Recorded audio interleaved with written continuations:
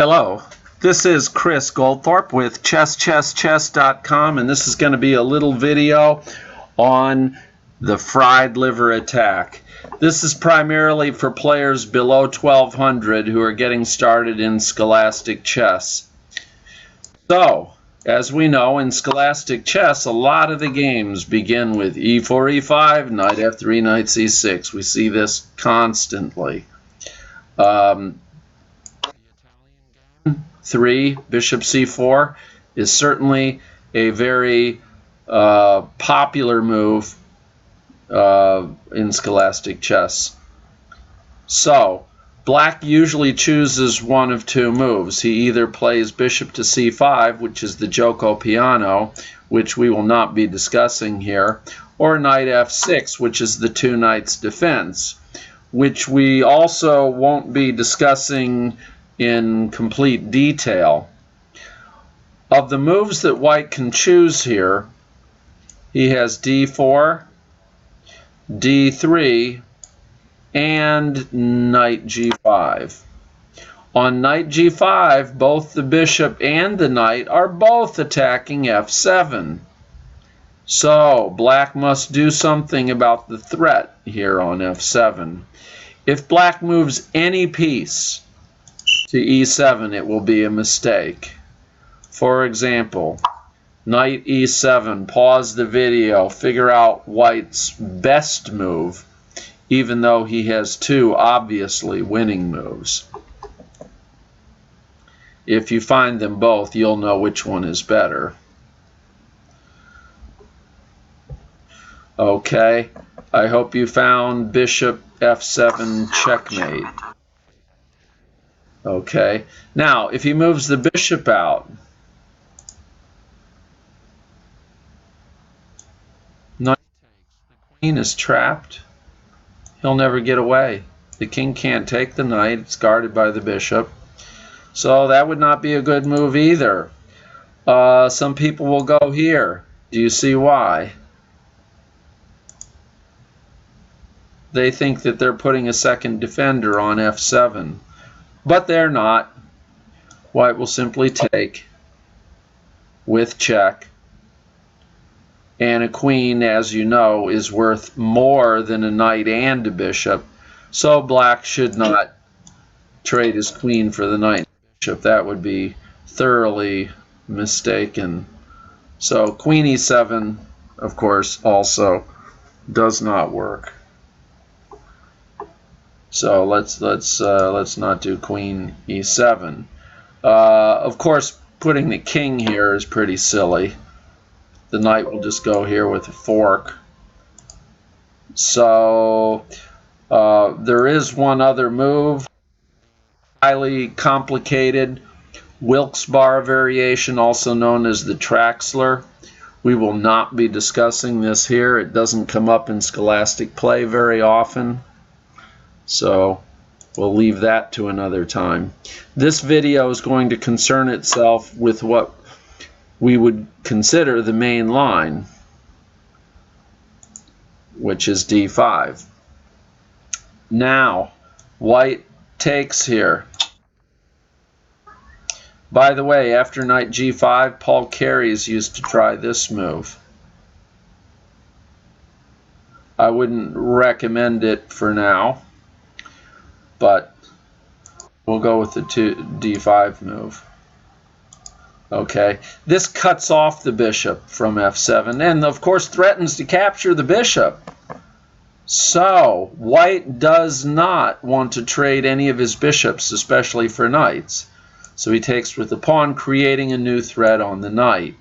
And here are a few variations which we are not going to be talking about in this video. This main line, knight to a5, the Ulvested variation, b5, which is a good move for black. Another move for black that is a good move is the so-called Fritz variation. But we're going to examine this very logical looking move here. And in this position, there is only one move that I recommend, It is not d4, and it's not queen h5, as some engines will find, but the simple fried liver attack. And no, I don't know why it's called that. The knight attacks both the queen and the rook at the same time. Black has nothing better than to capture. And now, of course, queen f3 check. And if black does not play king e6, then white can take the knight. White should never capture this knight, especially when it is pinned with his bishop, unless he's winning the piece for free, which would be the case if black made this silly move. Now we go here, and we are threatening to make a checkmate. If the king went backwards the other direction, and say went here instead, now white checkmates in no more than 3 moves.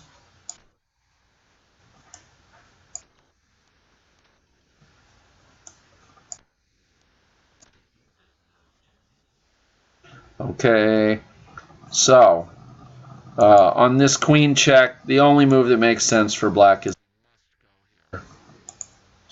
Okay, now white develops a piece and increases the pressure on the pinned knight. Black has 2 main choices. He can go here, or he can go here, and this is by far the more common for white, so you should learn this one first. And after this, white queen here. By moving the queen here, he pins black's pawn, keeps the pressure on the knight, and guards c2 all in one. Black knows that soon white can do this, which will threaten the knight, therefore forcing it to move and unprotect d5. So black prepares for that by guarding d5. White still should chase the knight away, and castles is a good move here. I would recommend for white to just go ahead and, although d4 is also good, black could go back, putting another defender on this knight, and then white can do this, which is going to help him open up this file. A check is not so important. If he checks, the king will just move in the corner, and so what? So let's suppose black tries to sort of get away and play king f7. Now we're going to, if the king goes to g8, then we'll play this just to get the bishop out. If the king goes the other direction, say to, again, d4 is a strong move for white, and white has this open f file. So for instance, if black moves here, which also guards this f7 square, then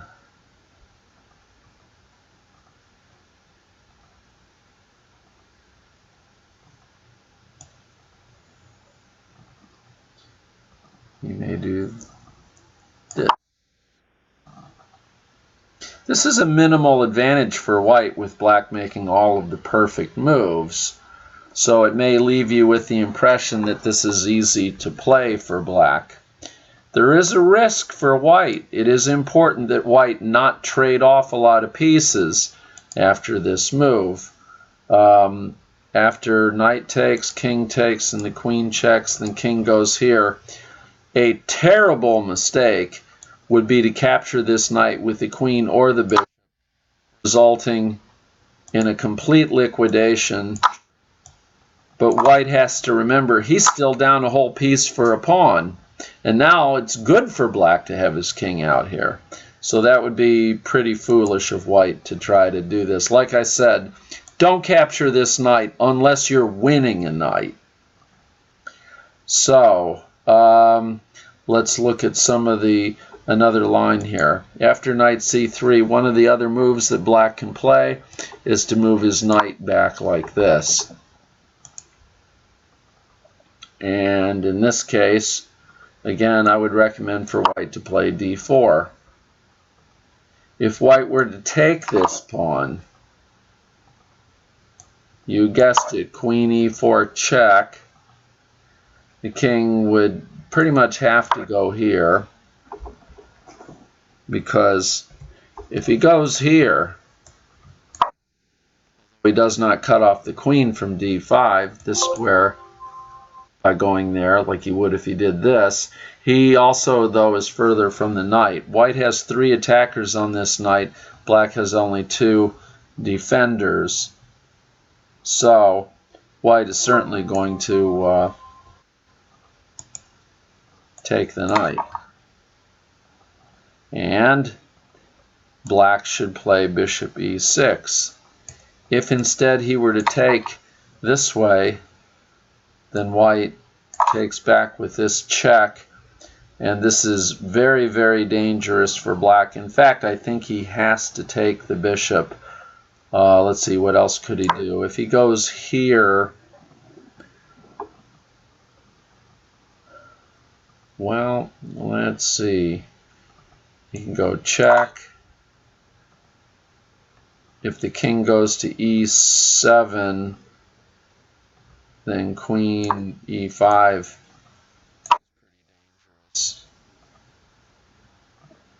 In fact, black will be checkmated on the next move, right? Make sure you can see it. If he does not go to e7, let's suppose he goes to g6 instead. Now this should work. King f6, queen c3 check, king f5. Anything to keep this king in check. If the king were to take this, then this check would force the king to h5 or f5, and in either case it's made in 2. Let's say f5, he'll go check because his bishop is supporting him.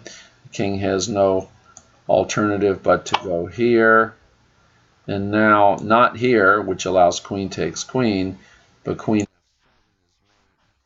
These two squares, g5 and h6, are both guarded by the bishop back here. So this should give you some ideas on how to play the two knights defense. So we went over this variation, and we also went over, or did we? Yeah. And then white's reaction is d4. Of course, black doesn't have to take it.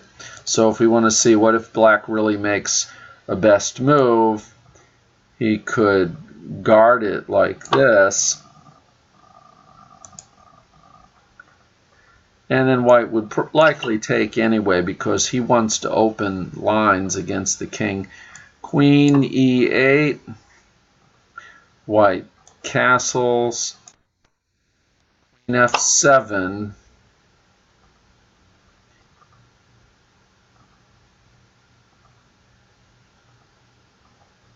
Queen d1.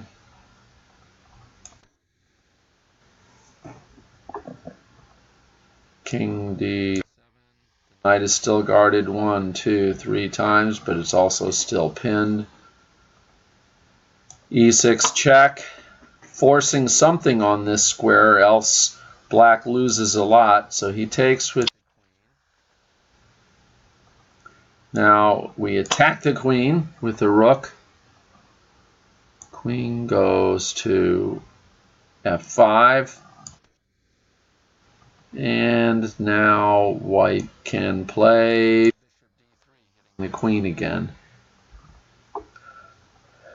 If the queen comes back to f7, now not knight takes knight, but again, knight e4.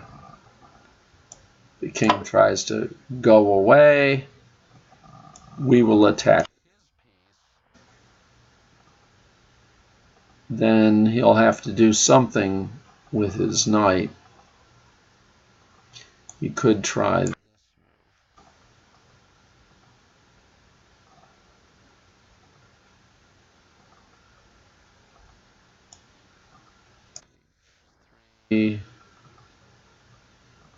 Knight threatens to trade. Knight g5.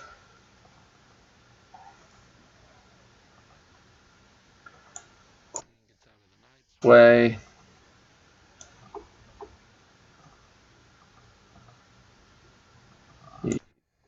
Pawn. That looks pretty bold, actually. Knight c8.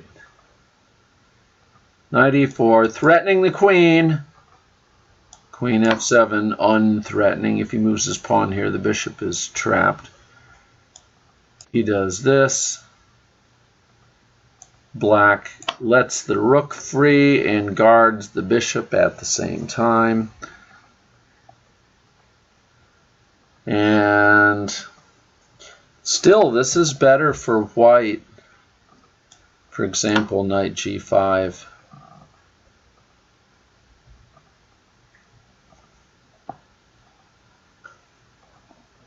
So, this is some of the basics of playing the fried liver attack from the white side when black plays the two knights defense and makes the suspect knight takes d5 move after playing d5. Also, I hope you will watch the video that has the chess.com logo on it. It has the name Fried Liver Attack, and you can find it here on YouTube. Okay, this is Chris Goldthorpe signing off from www.chesschesschess.com. Thanks.